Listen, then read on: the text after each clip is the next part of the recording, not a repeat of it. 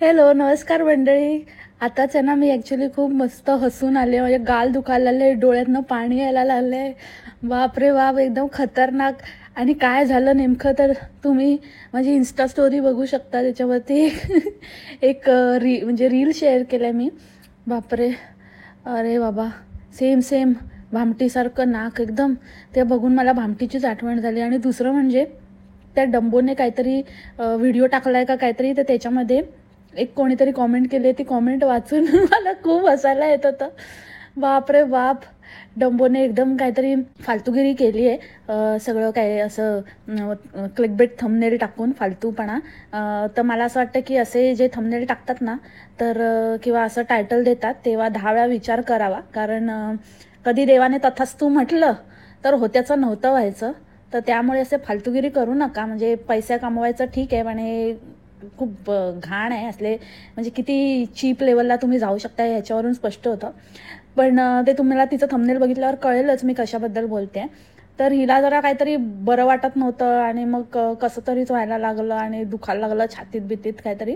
तर कोणीतरी तिच्या कॉमेंटमध्ये लिहिलंय की काल तू पाटोड्याची भाजी खाल्ली ना, म्हणून तुला असं झालं असेल. असेल बाबा, असेल. एवढी चमचमीत, तेलकट, मसालेदार आणि उगाचच आपलं मंडळावर नाव नको ढकलू की मंडळाच्या बसने आले म्हणून असं झालं. मंडळाचं बिंडाचं काय नाही, बरोबरच आहे. ते पातोड्याच्या भाजीनेच झालं तुला. शी, कसलं काय. अजिबात ट्राय करू नका. हां मंडळी, तुम्ही असल्या रेसिपी ट्राय कराल ना, तुमचं पण होणार असंच. हां, लक्षात ठेवा. आता समजलं ना तुम्हाला. सो एनिवेज, आपला आजचा टॉपिक तो नाही आहे. And sorry for my bad laughter. Me actually त्या झोनमधनं बाहेरच आली नव्हती. मी हसतच होती आणि ते हसता हसताच मी पॉडकास्ट स्टार्ट केलं. सो आज आपण बरेच दिवस आपला रखडलेला टॉपिक आधी घेणार आहोत. बोंबलीचं सगळं प्रकरण मी कम्युनिटीवर टाकलं आहे आणि त्याच्यावर तुम्हाला काही कॉमेंट करायचे तर तिथे जाऊन करू शकता. बाकी बोंबलीवरचा पॉडकास्ट मी नंतर फुर्सतमध्ये घेऊन येईन, कारण मला थोडासा डेटा कलेक्ट करायचा आहे अजून. तर ते सगळं झाल्यावर माझं काम आपण करूया बोंबलीवर पॉडकास्ट एक साथ. सो बात की एक बातच करून टाकायचं आहे तिचं काम तमाम. सो आज बरेच दिवस रखडलेला टॉपिक म्हणजे बरखा बिजुरी. तर तिचा आज मी पॉडकास्ट घेऊन आलेली आहे. So without wasting much time, let's start the podcast. बर्खीच्या वागण्यावरून एक गोष्ट स्पष्ट झाली आहे की कितीही काही ह्या लोकांनी कितीही आव आणला, कितीही काही म्हटलं तरीही ह्या लोकांचं सगळं जे काही चाललं आहे, जी काही भामटेगिरी चालली आहे, जी काही छान शोकी दाखवतात हे लोक, ती सगळं ह्यांची भिस्त ना यूट्यूबच्या जीवावरच आहे. आणि काय नाही, हे सगळं बाकी असं जॉब आणि नवऱ्याचं जे काही आहे ते फक्त ॲडिशनल एक असंच धक्का गाडी म्हणून आहे. त्याच्यावर काहीही, आणि स्पेशली या पांड्याचं तर काहीच, पांड्याच्या पगारात तर काहीच होऊ शकत नाही असं मला एकंदरीतच वाटतंय. कारण का इतका त्रासातनं इतकं त्रास होतोय, मला इतकं त्रास व्हायला लागलंय. पण काय करू आता, कसं एवढं दुखतंय, असं होतंय, तसं होतंय. मी अजिबातच म्हणत नाही आहे की हे खोटं आहे. ऑब्व्हियसली होतच असणार आणि झालेलाच आहे तिला तो. पण ते काही बाबा कॅमेरा हातातनं सुटत नाही. रोजच्या रोज व्हिडिओ आलेच पाहिजेत. व्हिडिओ बरोबर शॉर्ट्स येतात, त्याच्यानंतर शूट होतंय, जे शूटिंग वगैरे जे ते चालूच आहे, ते पण काही थांबलेलं नाही. आता श्रीकृष्ण जन्माष्टमीचं पण त्या मुलीला म्हणजे प्रोफेशनल फोटोशूट वगैरे करून आणलेला आहे. तो फक्त आणि फक्त रिप्लाय द्यायला यांच्याकडे वेळ नाही आहे. बाकी एडिटिंगपासून सगळ्या गोष्टी, सगळं काही सुरळीतपणे चाललेलं आहे. आणि इतक्या त्रासात पण, म्हणजे हे मला ना हजमच होत नाही आहे, मला पचतच नाही आहे, मला कळतच नाही आहे. कारण कुठलाही शरीराचा भाग थोडा जरी आपला दुखत असेल तरी आपल्याला किती त्रास होतो आपल्या सगळ्यांना माहिती आहे. की एक एक छोटं दुखणं पण किती भयंकर असतं. आणि ह्यात तर हिचं ऑपरेशन झालेलं आहे, त्याच्यानंतर ती जखम ओपन आहे, ओली आहे आणि त्याच्यातच तिचं ड्रेसिंग केलं जातं. हे खूप दर्दनाक आहे, खूपच पेनफुल आहे.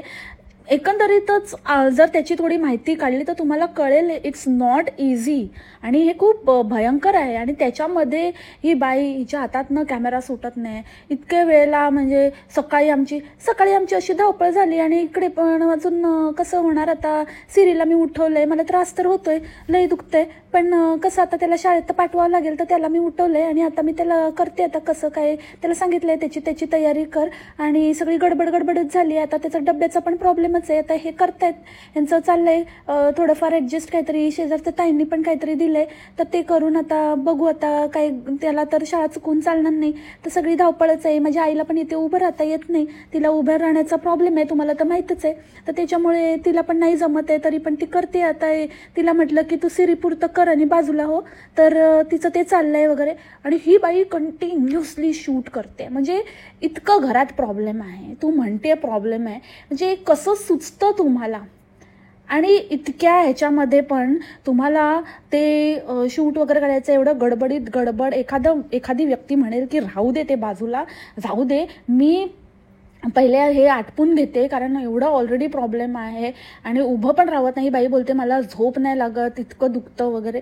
तर हे सगळं शूट वगैरे घेताना वगैरे कसं काय होतं?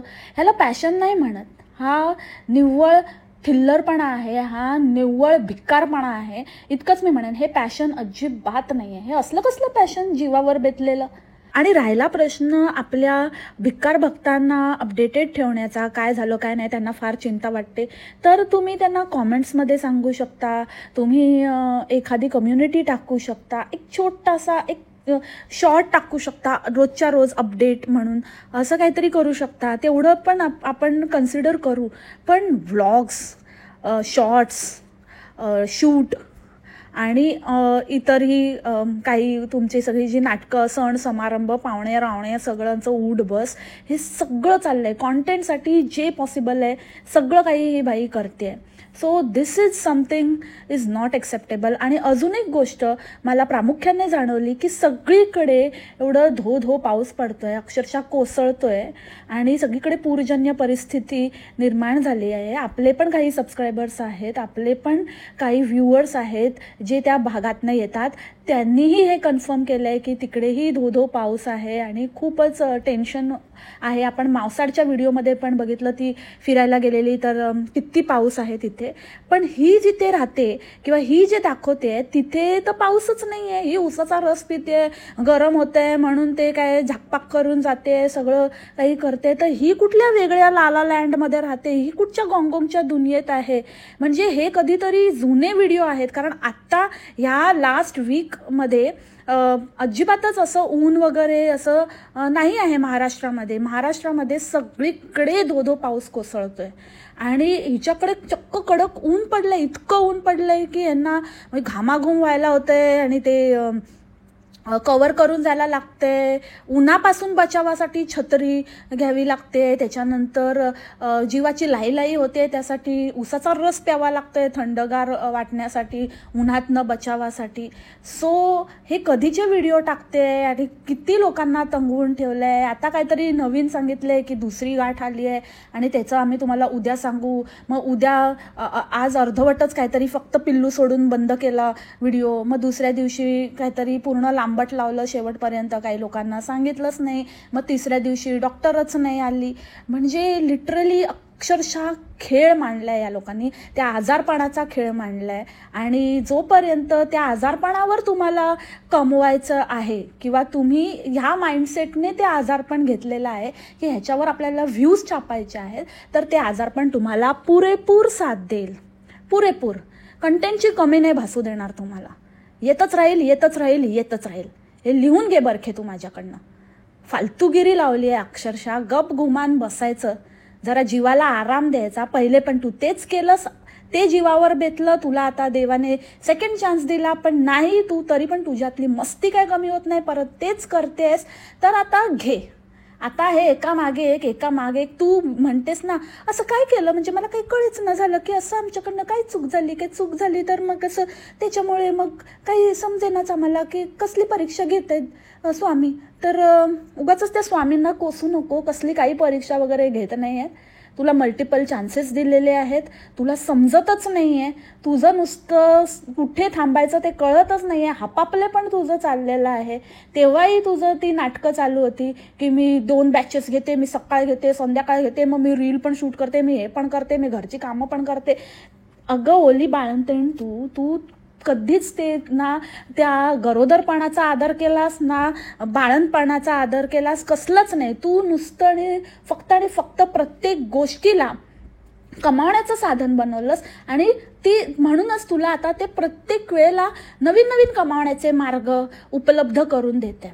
तुझी मैत्रीण, एक्स मैत्रीण, आता नाही आहे म्हणा तुझी मैत्रीण ती, तर ती म्हणते ना मॅनिफेस्ट, तिचं ऐकून तू पण बोलायला लागली. तर हे तुम्ही मॅनिफेस्ट केलेलं आहे आणि हे तोपर्यंत थांबणार नाही जोपर्यंत तुम्ही त्याला आपलं कमावण्याचं साधन बनवलेलं आहे. कुठला एक चान्स सोडला नाही तुम्ही.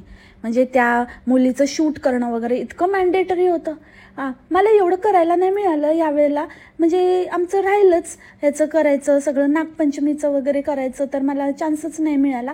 पण आता मी सगळे चान्स नाही गमवू शकत ना. नागपंचमीला तरी मी थोडी बरी होती, पण हे तर आता जास्तीत जास्तच हो राहिलं. तर आता सारखं असंच चालू राहिलं तर मग मला काहीच करायला नको.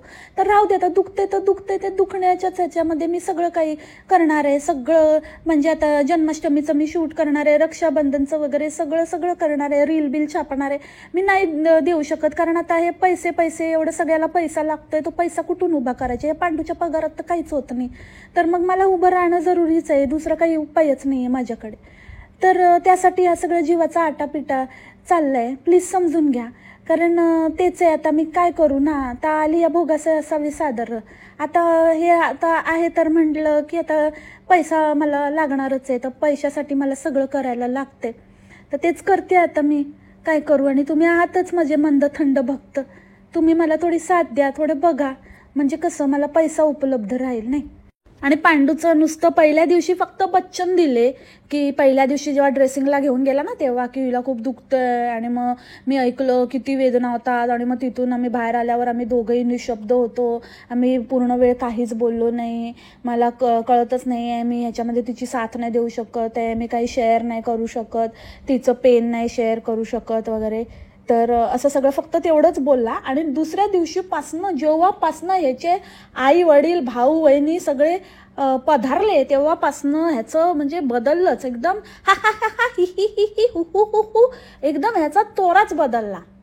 आणि हिचं पण म्हणजे मला 2 मिनिटासाठी असं वाटलं की आत्तापर्यंत मी जे काही बघितलं ते स्वप्न होतं का, किंवा मी काहीतरी वेगळं बघत होती का, आणि अचानक आता सगळं बदललंय का आणि सगळं व्यवस्थित झालंय का.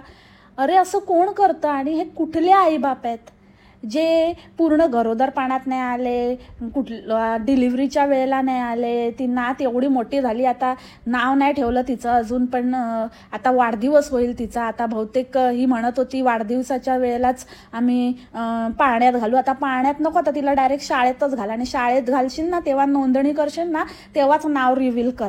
तेवढं तरी कशाला करते? नुसती भिकारपणाची लक्षणं. कसली बाई आहे दळिंदर. सगळं फुकट पाहिजे. आणि मग ते भाऊ वगैरे आल्यावर पण नुसतं असं म्हणजे काहीतरी घरात पार्टीचाच माहोल होता यांच्या. काय नुसतं चाललंय शॉपिंग हे ते. कसं बाबा कसं करतात? म्हणजे ठीक आहे आपल्याला त्यातनं बाहेर यायचं असतं, तेच कंटाळा येऊन जातो त्याच वातावरणाचा वगैरे. पण कितीही आपल्याला असं वाटलं ना तरी पण आपलं मन ह्या सगळ्या गोष्टी हे सगळं करायला धजावतच नाही. आणि आपल्याला तो मूडच नसतो. आपल्याला कितीही असं वाटलं या सगळ्या गोष्टीचा कंटाळा आलाय आणि आपण ह्याच्यातनं बाहेर पडूया, तरी नाही. कारण जे रियालिटी आहे, जर खरं आहे तर कोणच ते डिनाय नाही करू शकत. त्याच्यामुळे आपण ते डिनाय करून ते बाजूला सारून जसं काही झालंच नाही आहे असं करून आपण नाही. आणि आपला पार्टनर, आपली व्यक्ती, आपल्या जवळची व्यक्ती जेव्हा कुठल्या तरी खरंच दुःखातनं जात असते, खरंच काहीतरी तिला पेन होत असतं, एवढ्या त्रासातनं जात असते, तेव्हा एखादा पार्टनर कसं काय सगळं विसरून आपल्याच दुनियेमध्ये, आपल्याच भावंडांमध्ये, आपल्या आईवडिलांमध्ये मदमस्त होऊ शकतो. खरंच म्हणजे मला ना ते खूप विचित्र वाटलं. आणि कोणालाच हिला असं काही मदत आणि काही थांबावं, काही करावं असं कोणालाच वाटू नये. आणि काही लोकांना असा प्रश्न पडला असेल, काही लोक असंही म्हणतील की अरे असू दे ना, त्यांची हॅपी फॅमिली आहे, असं ते सगळं विसरून परत हे एकत्र आले, त्यांच्यामध्ये नसेल तसं, ते एकमेकांना समजून घेतात वगैरे. सगळ्या गोष्टी मान्य आहेत, पण कुठल्या पण गोष्टीचं किती कॉन्टेंटसाठी वापर करावा हे पण आपल्याला कळलं पाहिजे ना. हे काय नाही आहे, हे हॅपी फॅमिली आणि सगळं काही विसरले काही नाही आहे. त्यांना ते करावंच लागलं कारण त्यातनं त्यांना कॉन्टेंट जनरेट होणार आहे. जर आता पुरगटून बसले किंवा नाही त्यांना येण्यास मनाई केली किंवा त्यांना नाही अकॉमोडेट करून घेतलं, तर मग जे 3-4 व्हिडिओ छापले ना ते छापता आले नसते त्यांच्या जीवावर, आणि 2-3 व्हिडिओ छापून घेतले ना, काय काय मज्जा मस्ती आणि आमचं कसं हॅप्पी फॅमिली हम साथ साथ है दाखवून ड्रामा करून तो करता येणार नाही. आता आई आली आहे तर आता आईच्या जीवावर छापून घेत आहेत. आणि ती आई पण इतकी विचित्र बाई आहे, इतकी विचित्र बाई आहे. खरंच मला ना असं नवल वाटतं की जराही लोक सारासार विचार नाही करत. एकतर दोन्ही आया तसं बघायला गेलं तर काहीच जागच्या हलत नाहीत, एकदम फॉर व्हॉट एव्हर रिझन ते असे बसलेल्या असतात. पण हिची आई तरी थोडं आधी आपण बघितलंय की जेव्हा आता तिची तब्येत खालावली म्हणून ती आता थोडी अशी हे आहे, थोडं जास्त तिला चालता फिरता येत नाही किंवा तिचे काही त्रास आहेत.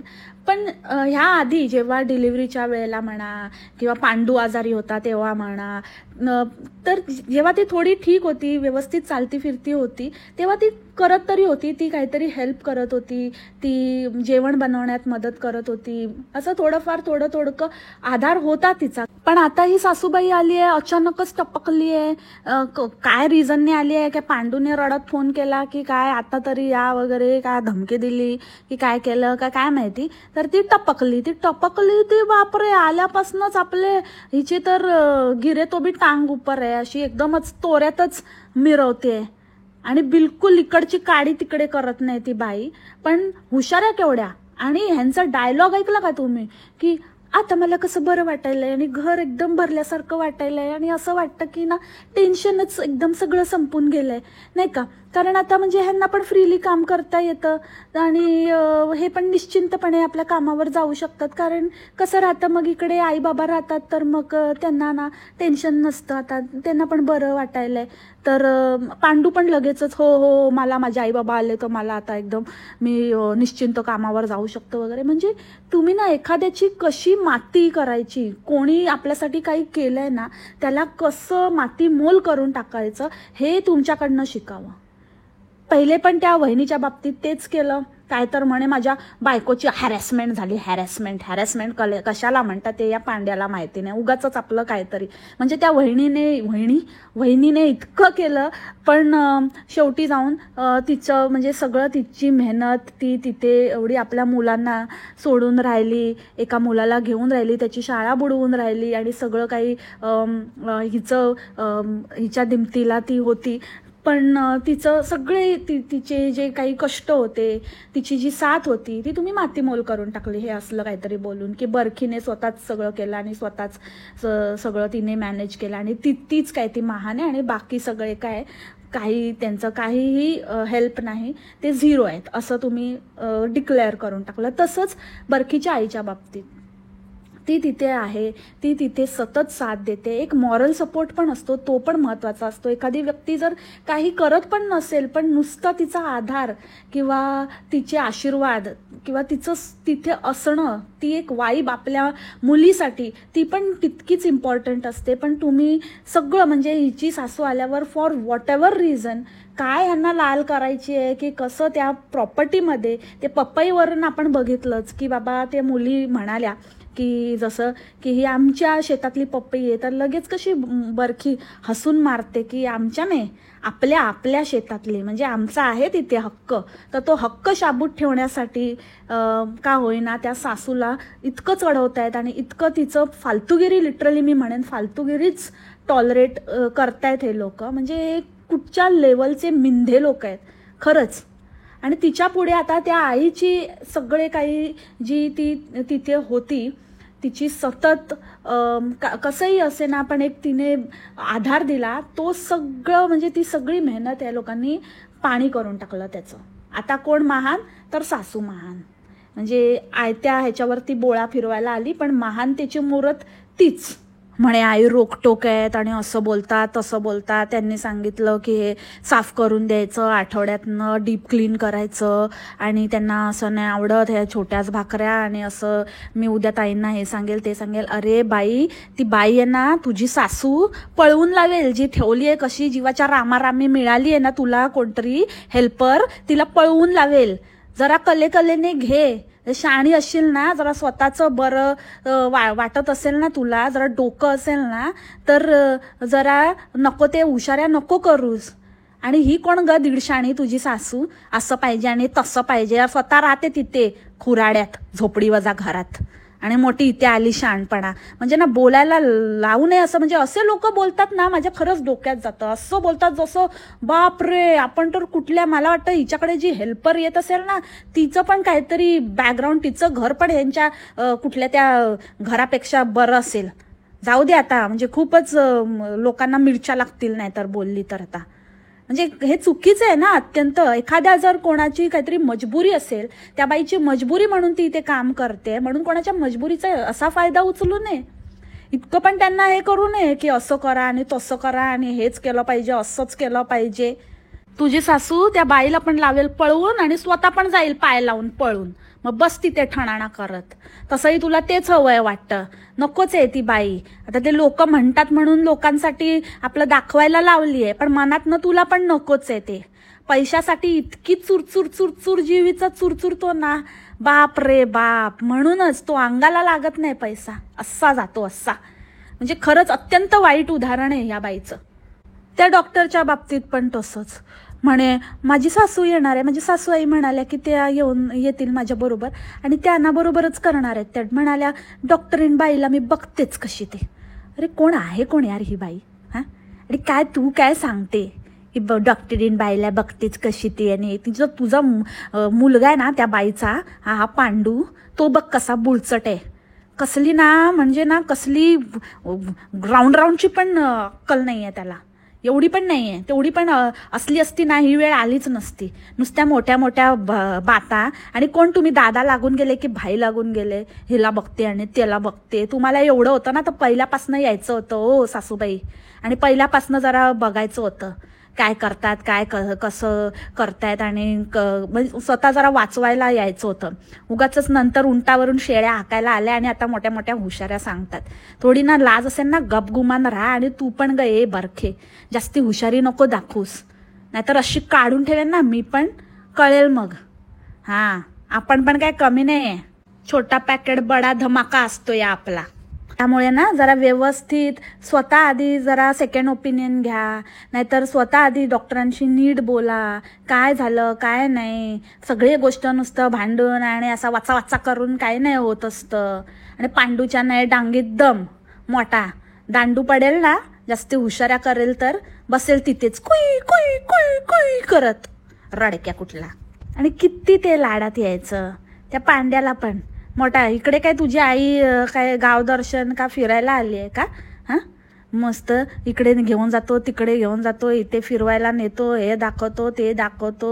येईल ना, नंतर येईल ना फुरसतमध्ये. आत्ताच काहीतरी देवदर्शन सगळं सोडून जाण्याची गरज नाही आहे. आणि ही मोठी लाडात येते, शेण मारायला लागले, जास्त शेण मारायला लागले, जास्त शेण मारायला लागले. मला तर काय कळेच ना काय कसलं शेण मारायला, कसलं म्हणजे कोण कोणाला शेण मारतंय. नंतर मला कळलं की हिला म्हणायचंय शायनिंग, म्हणजे खूपच जास्त शायनिंग मारतोय तू, जास्तच भाव खातोय. त्याला म्हणे शॅम मारायला, शॅम मारायला. बोलले ना, यांचं सगळं चाललंय, पिकनिक चालली आहे, सगळं सगळं चाललंय, कशातच काही कमी नाही, कसंच काही चेंज नाही. आणि जेव्हापासून त्या 2 बाई ठेवल्यात ना, हेल्पर्स ठेवल्यात ना, तेव्हापासनं तर बापरे सुसाट सुटले ते लोक. इतकं उठ बस. म्हणजे मुंबईचं मला माहिती आहे, बाहेरचं मला एवढं नाही माहिती, पण मुंबईमध्ये ना एक सर्टन आधी ते लोक विचारतात की किती पोळ्या असणार रोजच्या, किंवा किती काय असणार, किती काम असणार, काय काय करायचंय, किती लोक आहेत. कधीतरी एखाद दुसरं वर खाली चालतं, थोडंसं जास्त करायला लागलं वगैरे चालतं. पण असं तुम्ही रोज कोणाला कोणाला बोलवाल आणि रोज ते त्यांना सांगितल्यापेक्षा जास्त जेवण करायला लागते, दरवेळेला ह्यालाच वेळेत लागतं, त्यालाच लवकर लागतं. आता सिरीचं ठरलंय की सिरीला सकाळी डब्याला लागतं, तर सिरीसाठी ती येते बाई, तो आधी डब्याचं करून जाते मग परत येते. पण आता हिचं नाटकं, ह्यांना गोळ्या घ्यायचे असतात म्हणून ह्यांना लवकर लागतं, मग भाऊ आले तर भाऊंना लवकर जेवण लागतं, ह्याला खालच्याला लागतं आणि वरच्याला लागतं. म्हणजे सगळ्यांना कोण कोण येते त्यांचा वेगळा तऱ्हा आणि मग त्याच्यानुसार त्या बाईने ऍडजस्ट करायचं. अशाने कसं बाई राहील? आणि अशा वेळेला कशाला ना, ज्या लोकांची काही मदत नाही अशा लोकांनी खरं तर अशा ठिकाणी येऊ नये. मला तर असं म्हणजे हे थोडं बोलणं हार्श वाटेल किंवा असं कोणाला वाटेल की अरे गॉसिप गर्ल तर एक नंबरची कुचकी आहे वगैरे. कुचकी नाही आहे, प्रॅक्टिकली मी ही गोष्ट सांगते. कारण त्यांचे स्वतःचे सियाप्पे आहेत, त्यांचं स्वतःच आता धडपड चालली आहे. त्याच्यात भरीसभर म्हणून हा जर तुमची काहीतरी मदत होत असेल तर गोष्ट वेगळी आहे, पण उगाच तिकडे येऊन गोंधळ घालण्यात आणि तुमचे आणि वेगळे नखरे, कोणाला एवढा हे आहे यार? म्हणजे डोक्याला शॉर्ट झालाय यांचं. काय चाललंय फालतूपणा नुसता? कुठल्या अँगलने असं वाटतं की त्या घरातली बाई आजारी आहे यार? Get this damn thing right man. फालतूपणा म्हणजे लिटरली अक्षरशः लावलाय. खायला खार आणि भुईला भार झालेत नुसतं आपलं तिकडे येऊन त्या घराचा नुसता अवतार केलाय. ओ सासूबाई, एवढा मोठा सांगताना डीप क्लीन हे ते, जरा ते घर आवरा, जरा तुमचा डुंगू हालत असेल तर उठा तिथून. नुसता पसारा, नुसतं काय लोळत असतात, झोपत असतात अख्खा दिवस तिकडे. म्हणजे ना ते घर आणि त्या घरातली माणसं बघून असं वाटतंय की ते आजारपणाला इन्व्हिटेशन आहे. इतके घाणेरडे वाईब्स आहेत ते. आणि ती एक ऑस्ट्रेलियावाली कोणती काय पण तिचं कॉल रेकॉर्डिंग नेहमी लावत असतात आणि दाखवत असतात आणि तिच्याशी बोलत असतात. एवढे तर बाबा तिच्याकडे जा, विचार तिथे घेऊन जाते का आणि तिकडे तुझे उपचार करून ये. नुसती बकवास लावली आहे. इथे तर एवढं करून काय केलं, डबल काम करून ठेवलं. आणि भक्त तर एकाहून एक, म्हणजे अजूनच महान आहे. म्हणजे श्रद्धा असावी, अंधश्रद्धा नसावी, इतकंच मी म्हणेन बाबा आता तर. म्हणजे किती ते इतकं झालंय, इतकं काही. म्हणजे विज्ञानाच्या जोडीला तुम्ही असलं पाहिजे. तुम्ही देवाचं वगैरे थोडं नामस्मरण वगैरे ठीक आहे, पण ह्यांचं तो काहीतरी बोलतच, तू पारायणच कर, तू इतकेच सोमवार कर, तू असंच कर, तू निर्जळी कर, तू हे कर. अरे बाबा काय म्हणजे लिटरली यार काय सांगताय तुम्ही? मूर्ख आहेत का थोडेसे? आणि हे पण करणार आहेत तिच्यासाठी, ते पण ठीक आहे, ते पण मी मान्य करते की तुमच्या फिलिंग्स वगैरे सगळ्या काही गोष्टी. पण मुळात तिला खरं आता काय, तिला प्रॉपर ट्रीटमेंट आणि इतके चांगले हॉस्पिटल्स आहेत तिथे, सगळं सोडून हिने कुठलं काय. नक्कीच तिथे पण आहे ना पैशाचंच काय ना काहीतरी झोल बघूनच सगळं काही ते आता अंगाशी आलंय. सगळीकडे नुसतं वाचवी केलेली आहे, बाकी काय नाही.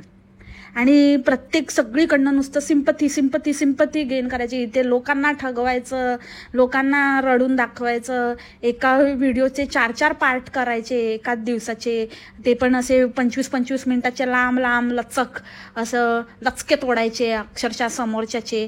आणि नंतर मग देवाला वेठीस धरायचं, तो ड्रामा. त्याच्यानंतर घरच्यांना इमोशनल करायचं.